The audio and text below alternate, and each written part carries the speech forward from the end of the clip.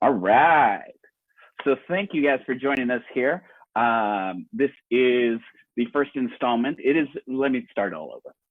It is National Poetry Month, and we are in quarantine time. And so those at Write Art Out discussed some ideas of things that we could be doing during this time apart. One of the things that we floated was this idea of a virtual feature / interview. So welcome to the first installment of the Blah Poetry Spot Presents Words and Shit, where we will talk about words and other shit. Every week, what we're going to do is bring to you a featured poet that is going to share some of their work, and then we will have an interview with said poet. We've talked about different topics that we'll be discussing, as well as near the end, maybe taking a Q&A from the audience. Please feel free to use the chat function in order to communicate with us. We'll be doing this every week, every Thursday at 7:30. We'll be bringing you a different poet. We're so excited for the lineup that we already have confirmed, and for the future of who may be joining us. We'll definitely do it through the month of April, and considering how it goes, hopefully we will keep this going indefinitely. So now, let's talk about our poet that we are featuring this week. First of all, there was a moment there where I had the flyer up and his video came up, and I just had to think, the first thought was, it's the same guy.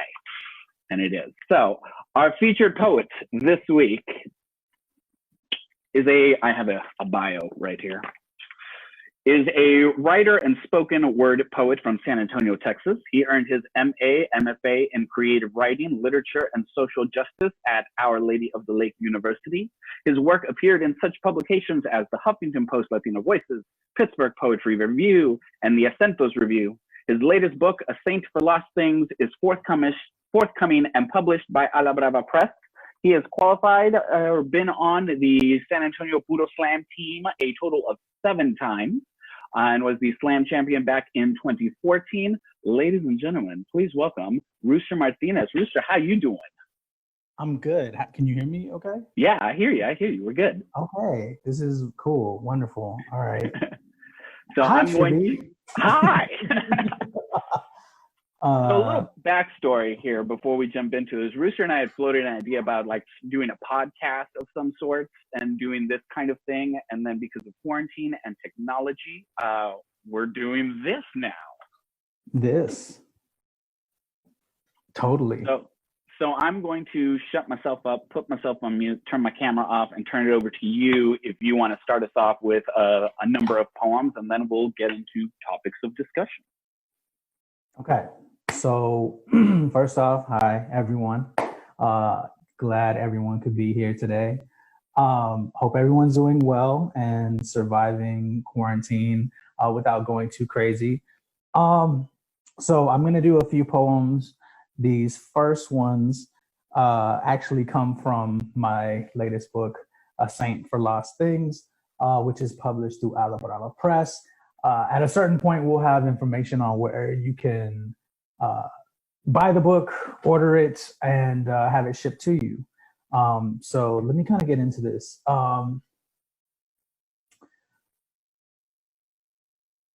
This book kind of really started out as a manuscript that I did for my MFA program. And in a lot of ways, I think that it's matured, it developed, and it changed a bunch of times. But it's all primarily focused on San Antonio as kind of like the key focal point.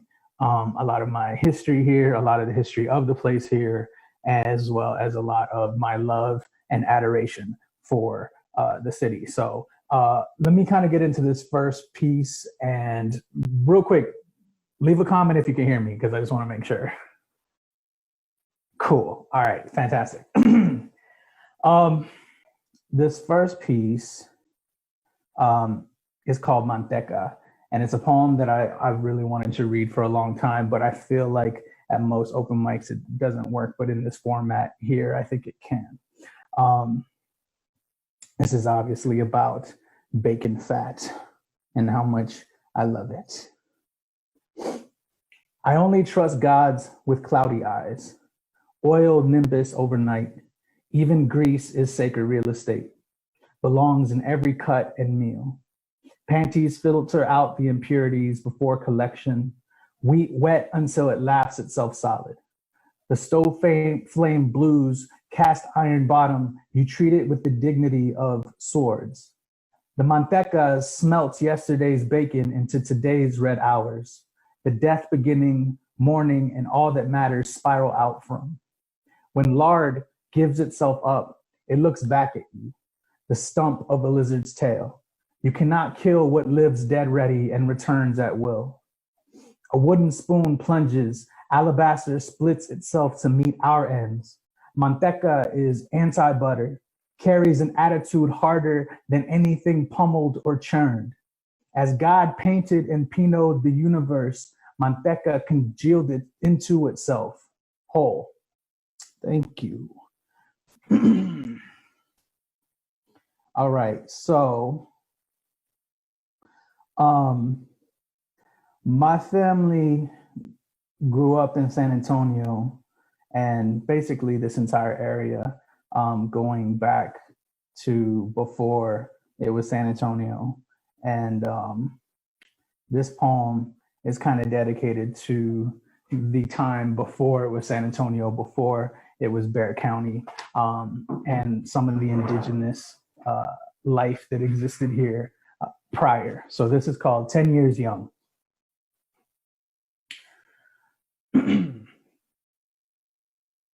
And if I were to walk in the direction of a breeze, would I become the wind? Would I connect with wherever the wind would go and wherever it has been? Or do I remain like a second-hand clock, stuck in a swelling river? I ask because I'd like to know the places I come from, or are we all simply places for others to be? 10 years young, and they've erected missions on my skin. Yanaguana became a county. They clothed me in barbed wire and bullets, blood and fences, a cross on my naked flesh. Hot winds still blow through what the Spanish named balcones, and they sweat like I sweat. I am an old land, but they tell me I am a young city.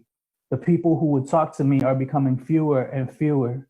Buildings and people spring forth from me like baby teeth and fall away just as quickly. They want to redirect my river towards new God. My tongue bent like cacti, too thorny for my own mouth to remember. The people who would talk to me are becoming fewer and fewer. I don't know who would listen to my song anymore or to which gods I should cry out to. I was here before 10 years ago, before 300, before gold, before galleons, before the men and their armored war dogs and the ends of blades. You found your blessing at the mouth of my river. I bury my magic so deep that I might recall what made me, and at night my shadows move in places people refuse to see as graves. Some nights they dance. You cannot carbon date my skin against pitiful calendars. I know what lives here. Below the mission and crosses, the buildings and the boulevards, I am settled. I am the dirt. I am what you continue to build upon but can never crush. I am whatever comes before Alpha and after Omega. Yo soy las ramas y raíces, the branches and the roots. 10 years young, and the wind tells me I will wake up when I'm ready to sing again.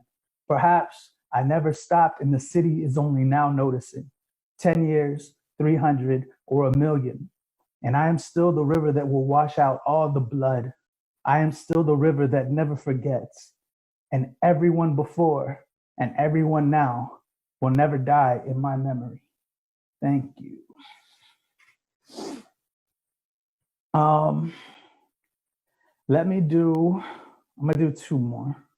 A short one and a little bit of a longer one. And we'll bring Chibbi back in to ask some questions and such. So I went to high school in Central Texas, and prior to that, I always knew I was Mexican.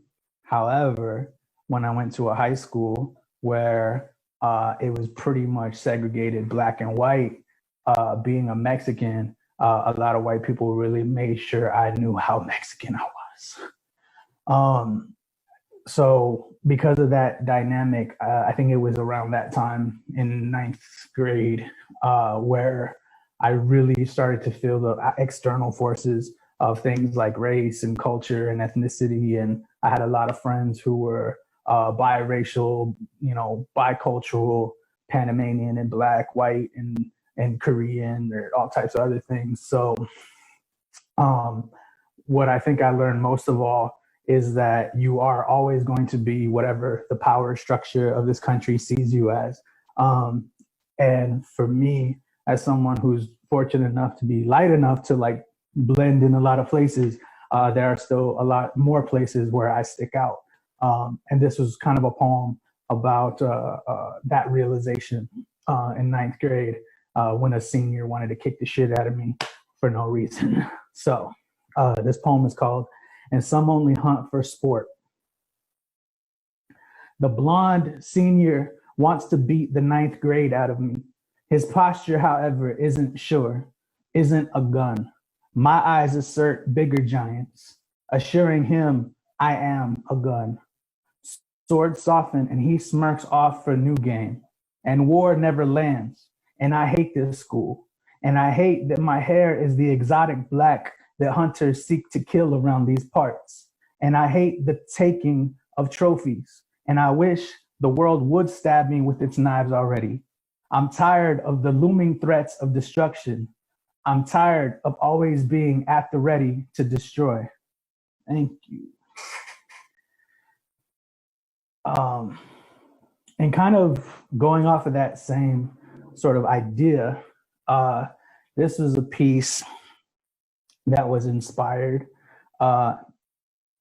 during a sort of similar encounter in college, but it was a bit different in that there was a conversation I had with a friend who had mentioned that a colleague said that authors of color are always abrasive and crass, and they use too many cuss words, and they're not as sophisticated as, the canonical authors, white authors, and things like that. And my friend was really upset about that, this idea of abrasive and being seen as abrasive, and our heroes being seen as abrasive. But in that moment, I kind of had a realization that that is still a very cool thing, and that it's a necessary thing. And yeah, for a lot of people of color and minorities, our heroes have to be bigger. They have to be bolder, especially if they're the trailblazers, because most of the time they're the ones getting their heads dented in by authority and by the hegemonic powers that be. So it's very important that our early heroes are the bolder ones, the more outspoken ones, and the ones who will say, fuck you, we're here. So I wrote this poem. This is called Abrasive Bee. A white colleague says authors of color sound too abrasive. Abrasive, adjective, 1, causing damage or wear by rubbing, grinding, or scraping. 2, having a rough quality, used for rubbing something to make it shiny or smooth. 3, very unpleasant or irritating. 4, my words are abrasive. They're concertina barbed wire wrapped nations fenced in and awaiting deportation. Words that won't settle nice into new neighborhoods. They seek to settle into South Texas like the espinas of agave plants. My words talk back to a God it never asked for. This tongue is a cactus littered with dead men and healthy and unforgiving territory. Rough words, because rough is the only way to be heard.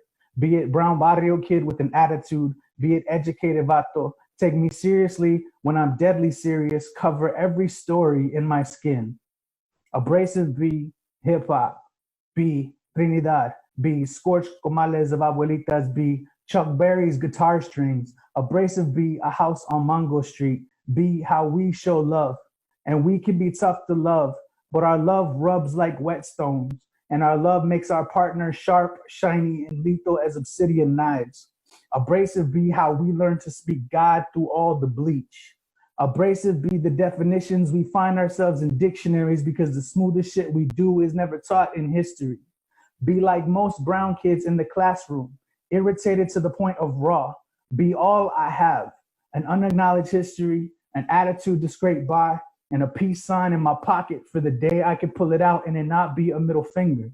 And I brandish my middle finger because I buried my index next to the triggers I refuse to pull on my own people or other brown people, or the soldier for a country that would still see me killed stateside by police sworn to serve and protect me. So yes, ma'am. Sure, you're right. Brown be abrasive. Be too exotic, too brown, too immigrant, Mexicano, accent marks too loud for quiet bookshelves. But if we apologize for the slaughterhouse this country made of our mouths, are we ever heard before we're screaming? Thank you. So let's see if Chibbi's back.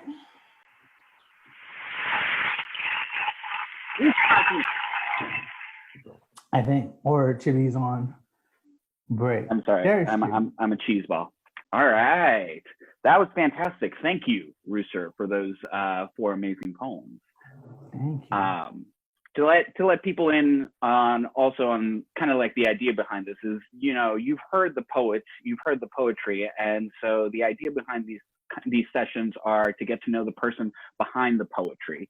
So we're going to be having some conversations. We have a list of things that we're going to be talking about. We will also take questions from the audience. So again, audience, feel free to use the chat function as you will.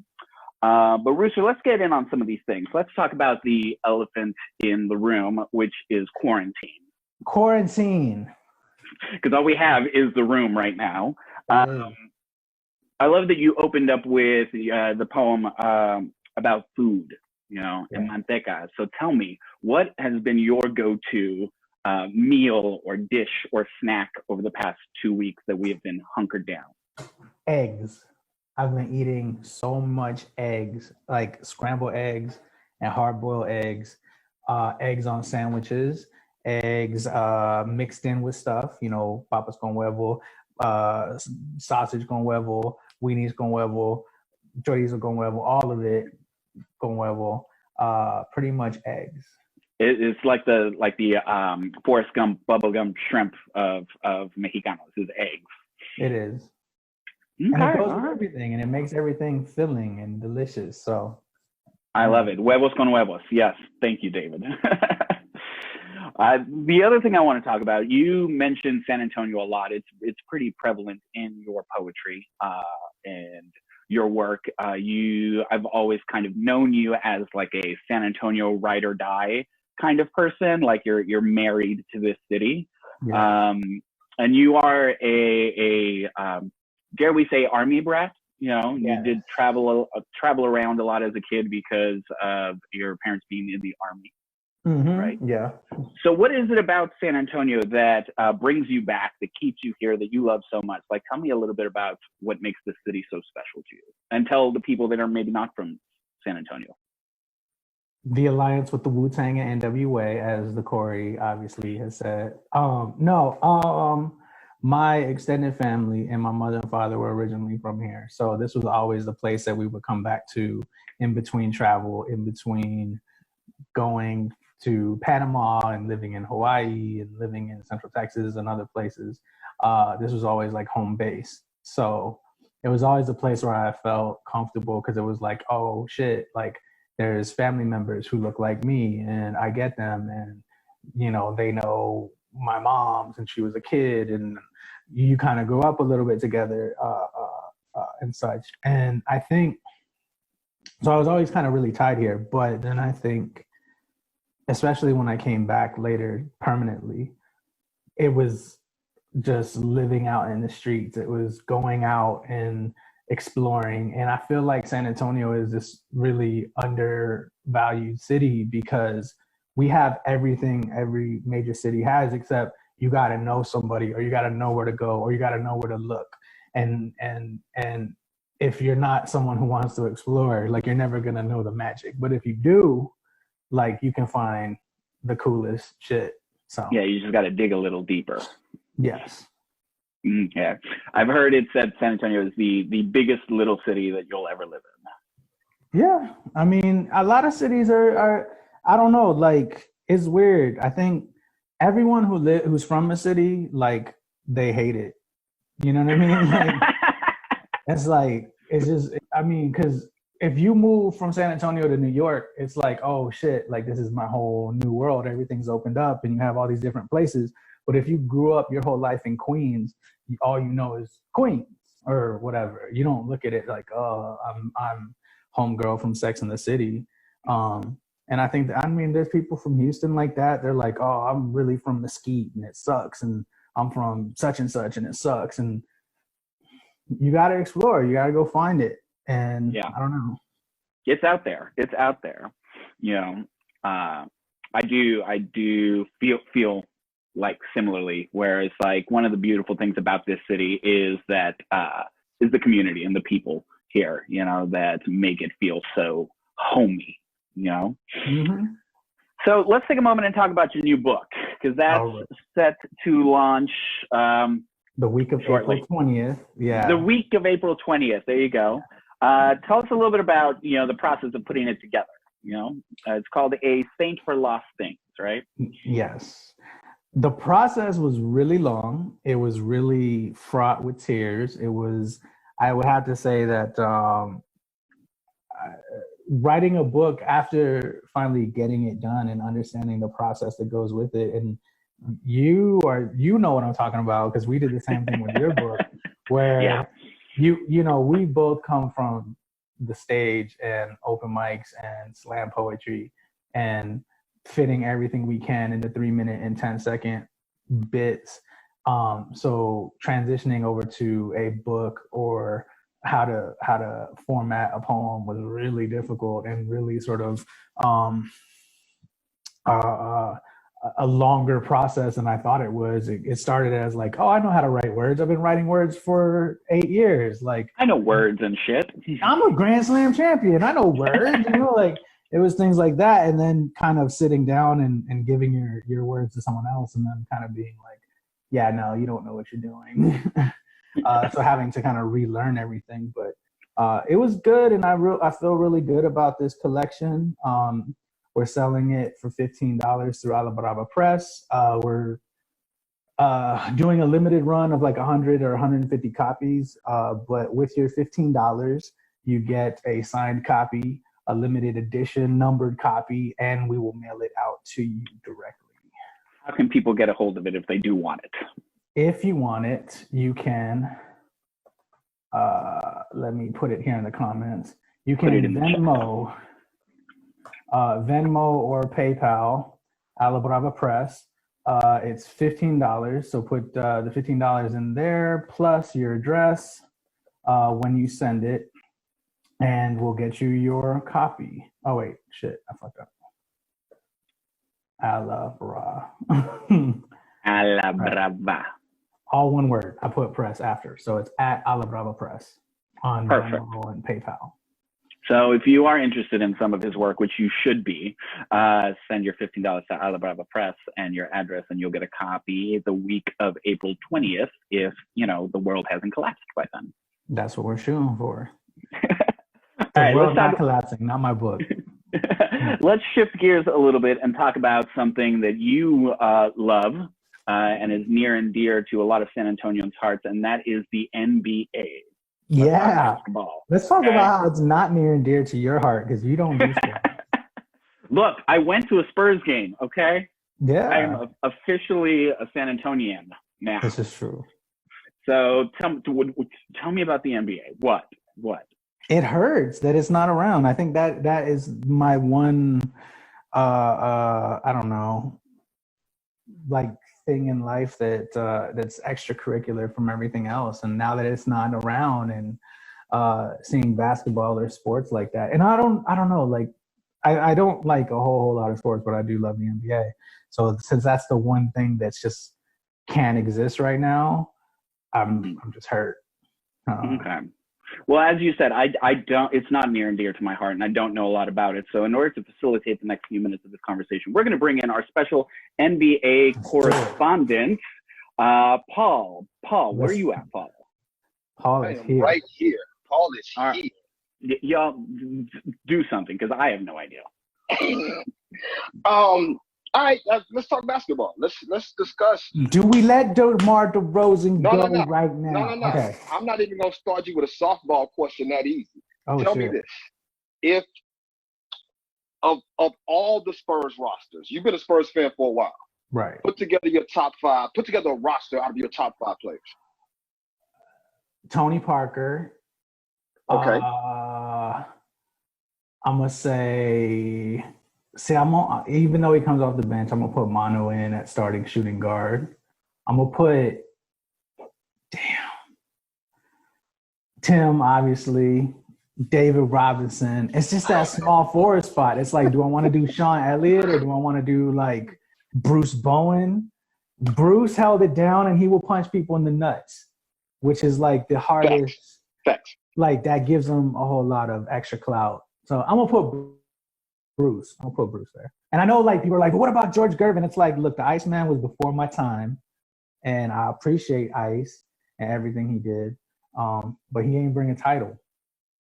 But and Glow just asked this question too. So Avery Johnson over no, Tony Parker over Tony Parker over Avery Johnson? Yeah. Okay. Hey, I'm with it. Look. No qualms for me there. Second question, last question I'm gonna ask about basketball, and we'll get back to actual poetry stuff. What are you doing?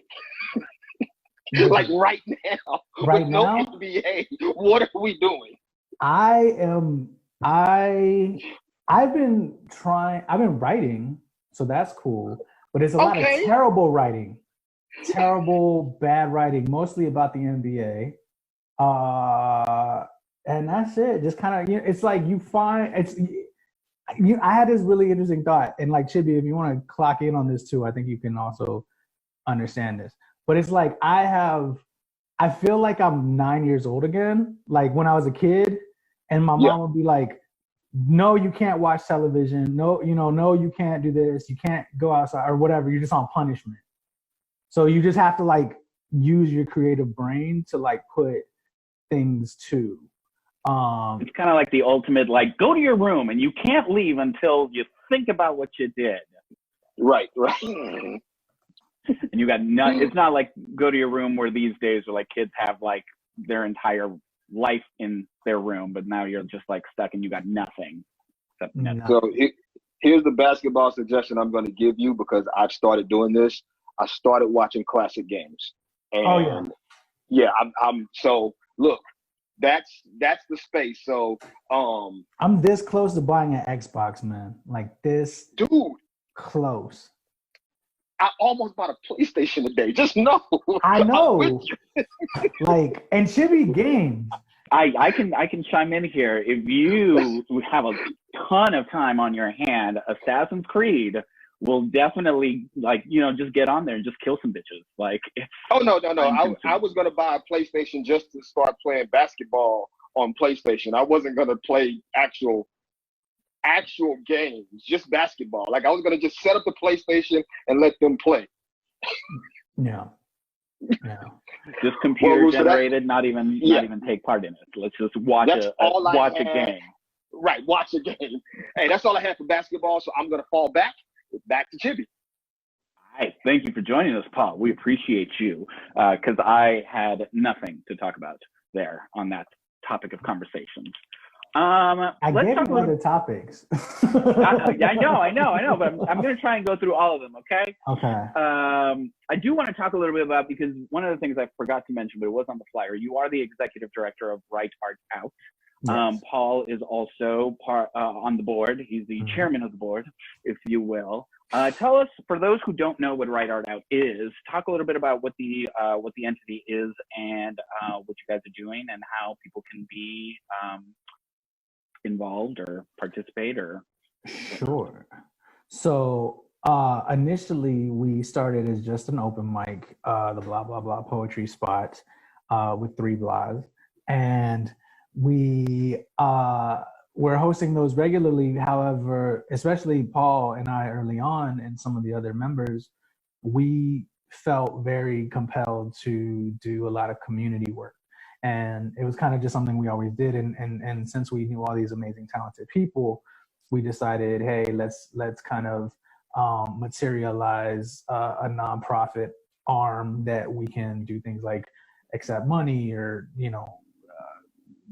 that can fund these projects. But we failed at that for like years. We tried. It was originally the Blah Literary Initiative back in 2012, 2013, and we just couldn't get right. But when we brought Southern Fried here 2 years ago, we finally had enough people and enough good sense to kind of get everything together. So we put our heart into it. We do a lot of workshops. We do the open mic still. We did a lot of work with kids with Freshman Youth Slam, which we're trying to bring back, and we're loving it. It's awesome. Yeah. So if you want to get involved, thank you, Caitlin, for putting the website in the chat, writeartout.org. One of the things I think a lot of our people that are watching this do know is the Blah Poetry Spot that happens on Mondays, and we are continuing that virtually. And then starting this week on Sundays, we're going to be doing a writers group. You're actually hosting the writers group this Sunday at 2:00. Yes, either me or Eddie. I'm going to ask Eddie if you want to. Tentatively, allegedly.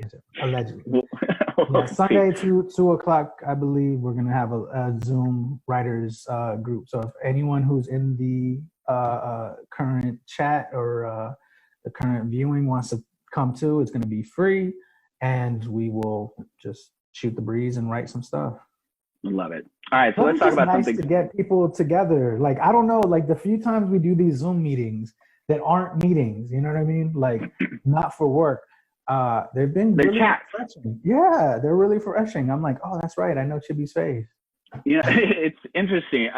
So one of the things I saw another poet doing, so Ed Mabry is doing like a thing for National Poetry Month where he just logs on live on Facebook or on Instagram for an hour every day at a specific time, just so everybody can be together without actually being together. And I think that's so cool that we have these mediums to where we can still bring people together, even though we are not, physically. Stay your ass at home. Stay it. All right, so let's talk about something serious real quick. I wanna hit on something that I think all of our viewers and listeners will be is important to them. Top 5 movies to watch during quarantine. Go. I'm gonna say Minority Report, which just got back on Netflix. The Green Room. If you're into horror movies, The Green Room is an underrated horror movie that's pretty hardcore. If you're like the squirmish type, I don't recommend you watching it, but it's really good. Number 3, actually, it's the new Lion King, the Disney one, the live action. I just saw that last night. That went hard. It did not. It was horrible, but it's a great movie to watch and just like be like, damn, they ruined a beautiful thing, and kind of just be like, I started bawling 5 seconds into it, like the first not so then I was like, what's happening? Yeah, but then I realized the more the talent rises in that movie, the more that film just goes straight to shit. We all have our opinions. All right, so that was 3. That was 3. I'm gonna say go rewatch a classic. Like, this is just not like specific to anything, but like go watch The Godfather if you haven't watched that. Go watch Goodfellas if you never watched that. Go Casablanca. Like, now is perfect Casablanca time because you could just sit there and like just let the wafts of Humphrey Bogart like go through the screen. Watch. Let me tangent here real quick because I started watching Mad Max Fury Road last night. How do you feel about the original 3 Mel Gibson Mad Maxes? Oh, that's tough. I actually don't like the original Mad Max, but the Road Warrior and Beyond Thunderdome are fantastic. Okay, cool. All right, and 5. Number 5, I'm gonna have to say,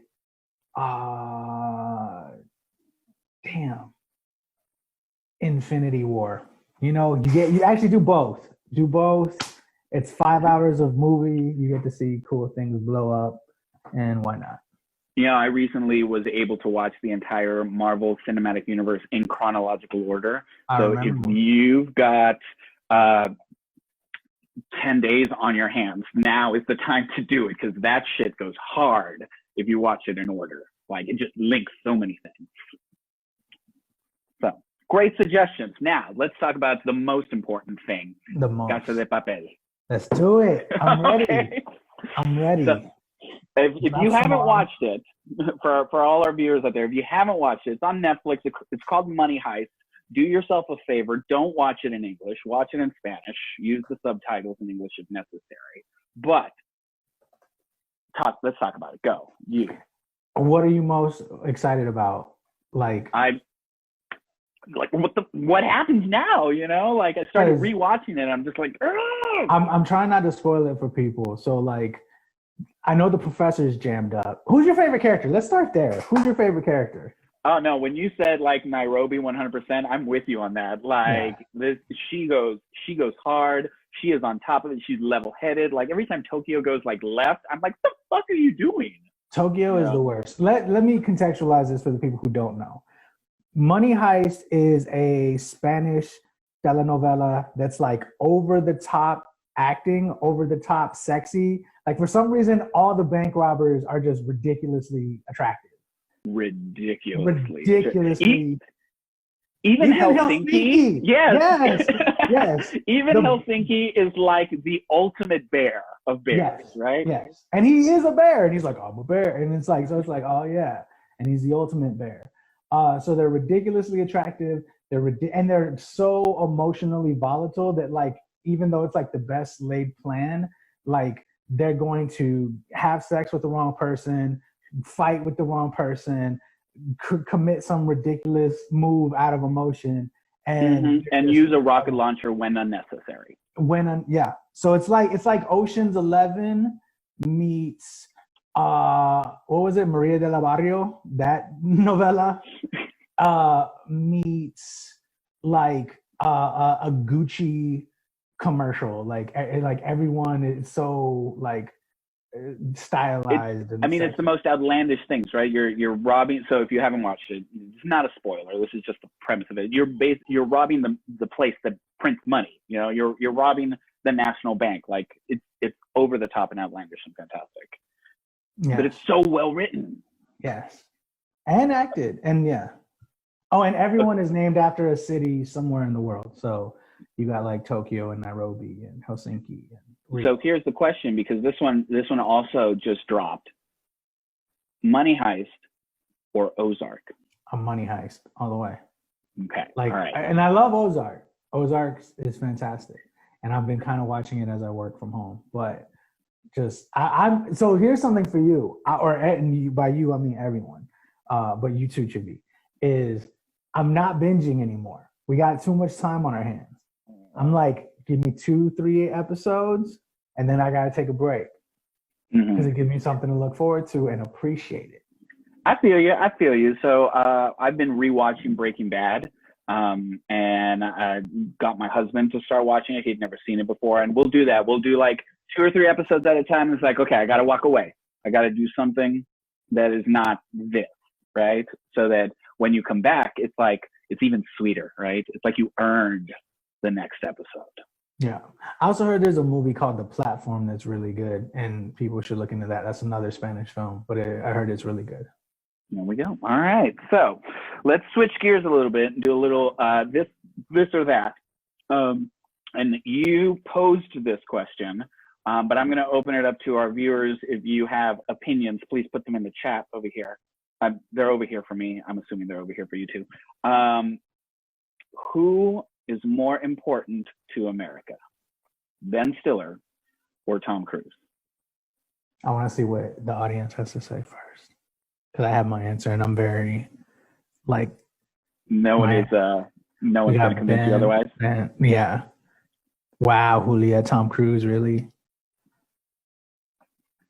The United States of America, Dominique. White America. All America. All America. I'm going to say Maverick. No, not Tom Cruise. I honestly think it's Ben Stiller. I was like, because So I was watching Minority Report last night, and I was like, what's Tom Cruise's best movie? Let me ask you that question, and anyone can chime in as well. The emo kid in me wants to say Interview with a Vampire. Of course, but that's a him and Brad Pitt tandem, and you can arguably say that Brad Pitt really pushes that. See, Rain Man is a good call. All the Mission Impossibles. Julia, really? Yeah, you can't do that.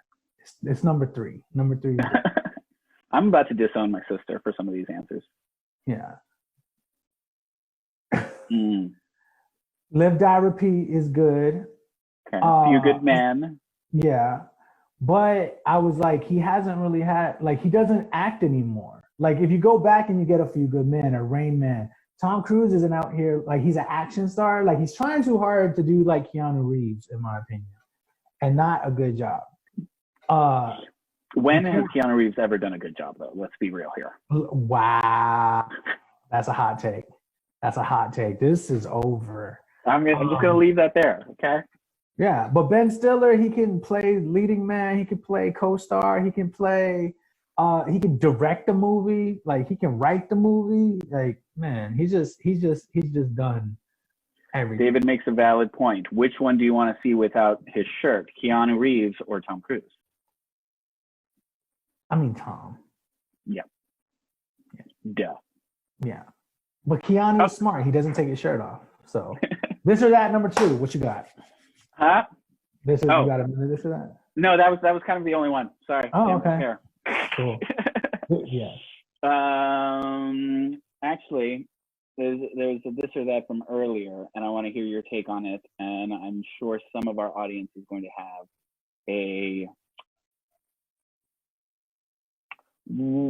and this may be showing my ignorance, Wu-Tang Clan or NWA? Make me choose my children, Chibbi. Like, wow. This or that.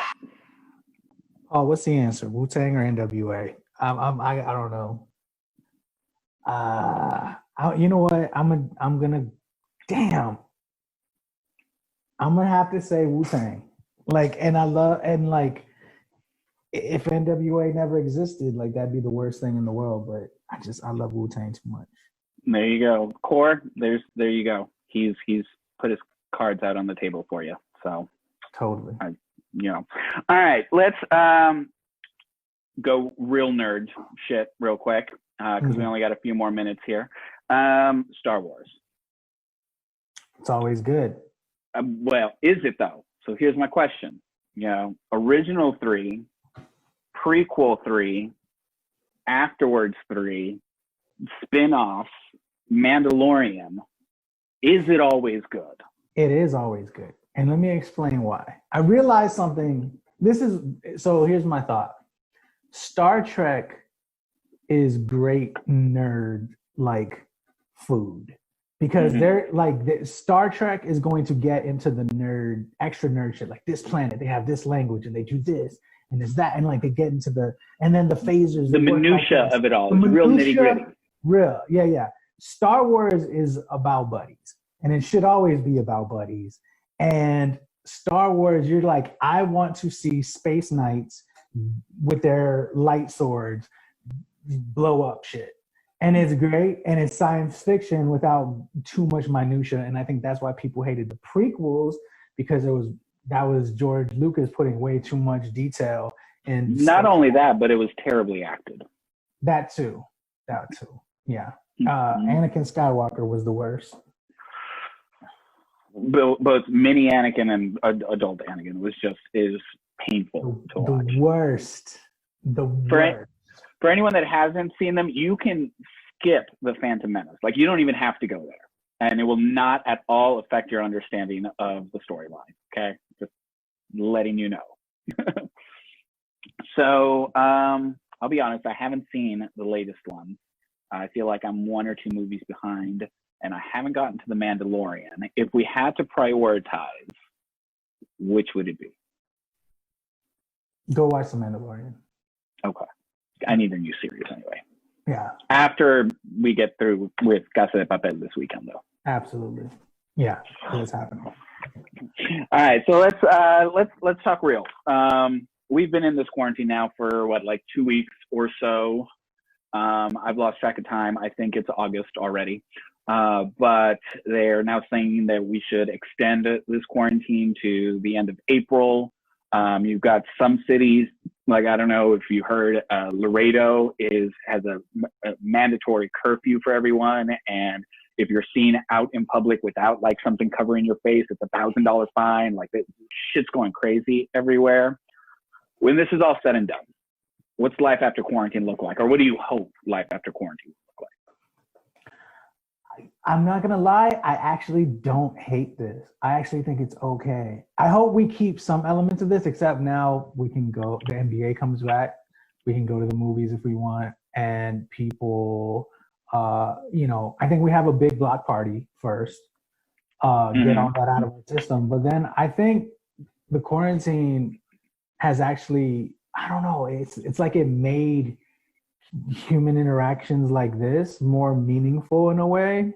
Where like because it's just so few and far between now, and it made like the blah shows on Monday more interesting to me, because like the people who are there to see the open mics really want to be there and not just hang out at a bar. It's like you want to hang out with your buddies, you want to listen to poems and shit like that. So I kind of hope some of that stays. I hope it kind of help people shift priorities and understand that like what matters more. I'm with you. I really hope things don't just go back to the way they were.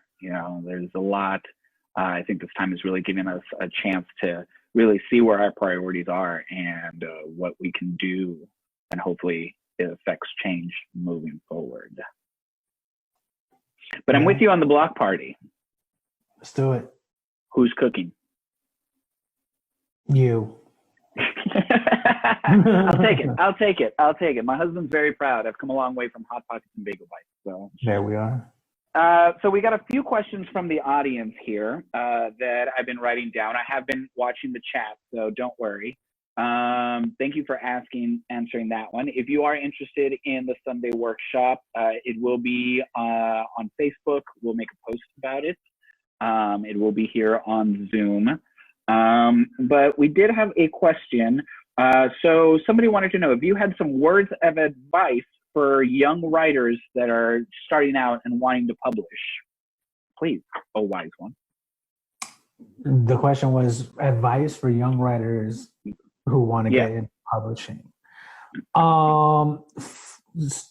Okay, so my first bit of advice is write as much as possible. Like, write every day if you can.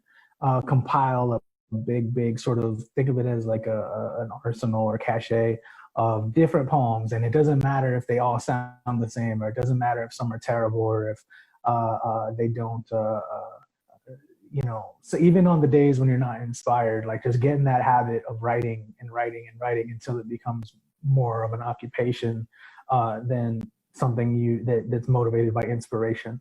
So getting into that habit first. Then I also really suggest coming to the Blah Poetry Spot or finding places where poets share their work and start sharing your work. Even if it's something as intimate as a writer circle, like get into that habit of, I have to let other people see my work and hear my work, and then also critique my work. That way you can start to develop your voice and start to see what you're doing right and what you're doing wrong. In terms of publishing, it's hard, but you need to find someone who's a strong editor. Ask Chibbi, ask me, like, we're not that far out of reach. I look at a lot of people's poems. So if anyone wanted to send me stuff, I'm totally down if I have the time, which right now I do. We got nothing but time. So, but find yourself an editor, someone who's willing to also, or a friend who will look at your work and be honest with you and not just say, oh, this is great, or this next one was great, and the next one was great, but is actually going to go through. And then kind of go from there. Create a submittable account. If you don't have a submittable account, you need to create a submittable account. That's how the majority of presses and journals accept their work. So create a submittable account. It's free. and it monitors all your acceptances and your rejections and what you send out there. Yeah. And don't get discouraged. It's about 90% rejections. If you are worried about rejection, like that's the last thing you need to be worried about. You're going to get rejected, and it's fine. That doesn't mean you suck. Like you get used to it. Like you get used to it all being a part of the process. Mm-hmm. Basically, I'm going to co-sign on this, and what I'm hearing you say is get involved, find a community, be part of the community, and utilize your community and give back to said community. Mm-hmm. All right. We got another question here from Caitlin, and it's a 17-part question. She says, do you find you have a different relationship with your writing process now that you're at home more? Do you have any time of day you prefer writing, or a ritual, or handwriting versus typing? And here's a page to stage thing. Do you imagine it out loud in your head as you're getting it out on paper, or others? So your pick. Let me kind of take it apart piece by piece here. So I do have a different relationship with writing now that I'm home more, but I always kind of wrote mostly at home.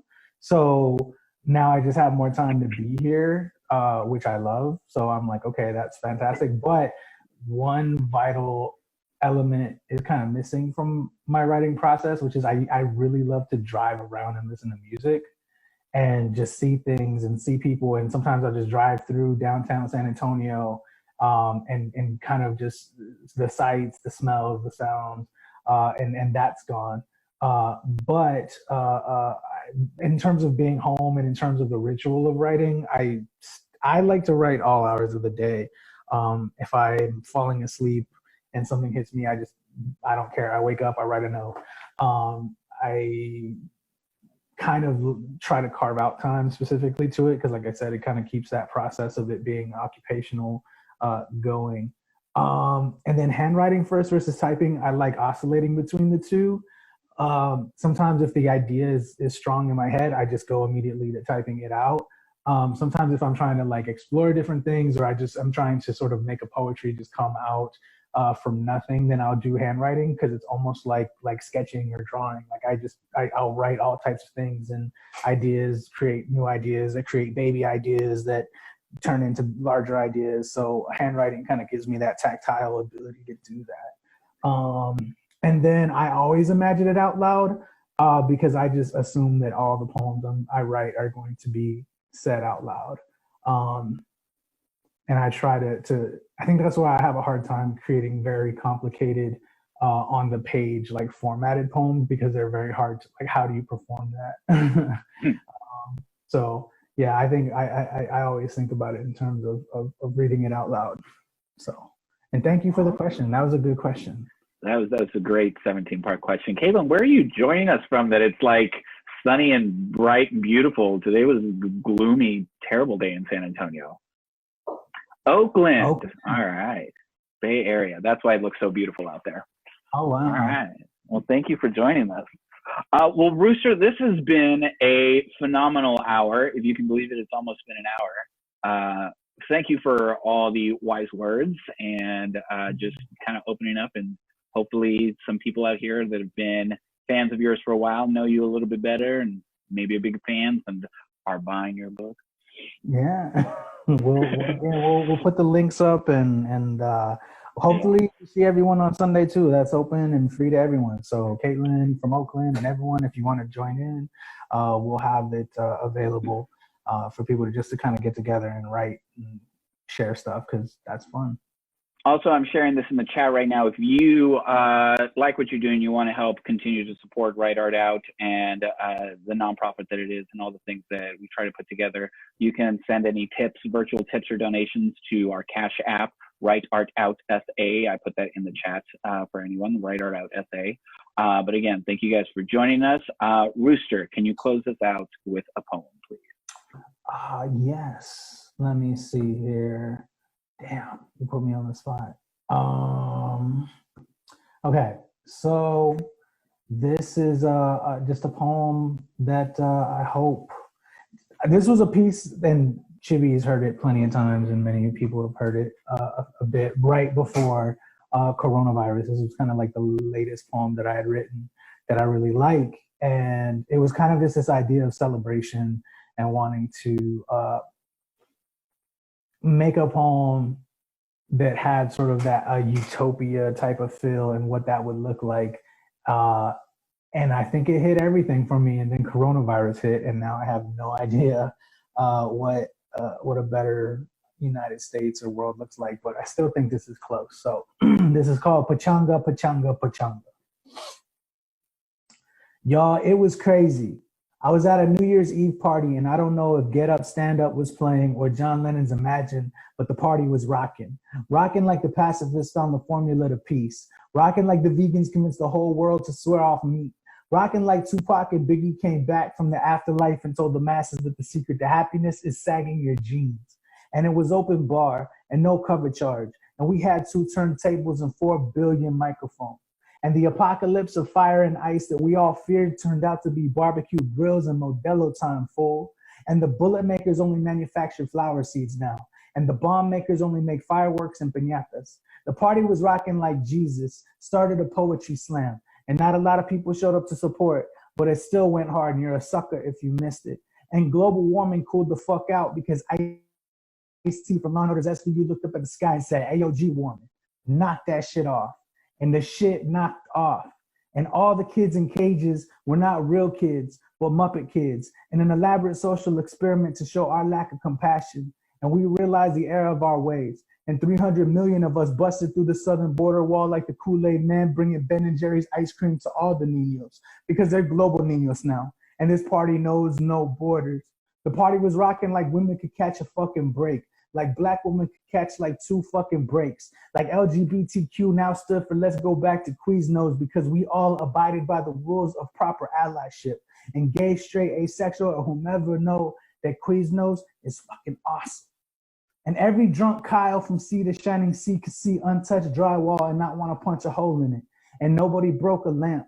And it was a party without war. And I held my true love's hand, and it looked like everyone. And I'm not saying that to sound deep, but to say that night, we all stopped seeing faces worthy of our anger. And no, there wasn't an orgy, but the sex that did go down was hella consensual. And I didn't know what to call anybody at this party. A friend, a stranger, people, spinning through the cosmos together and hoping not to have to clean up after. But I spilled some Doritos and a Roomba came almost immediately, because sometimes I make messes too. And at midnight, a kid blew out candles that looked like MAGA hats on a birthday cake and made a wish that didn't matter, because the future looked brighter than any wish. And maybe all this is a wish for an entire generation of kids to be born into a world where they never have to throw a fist. And we call them Generation Y. The fuck can't this be reality already? Thank you all. Ladies and gentlemen, Rooster Martinez, thank you so much for being with us here this hour, Rooster. We appreciate it. Thank you, Chibbi. And next week, who do we got? So yeah, thank you so much, everyone that has joined us so far.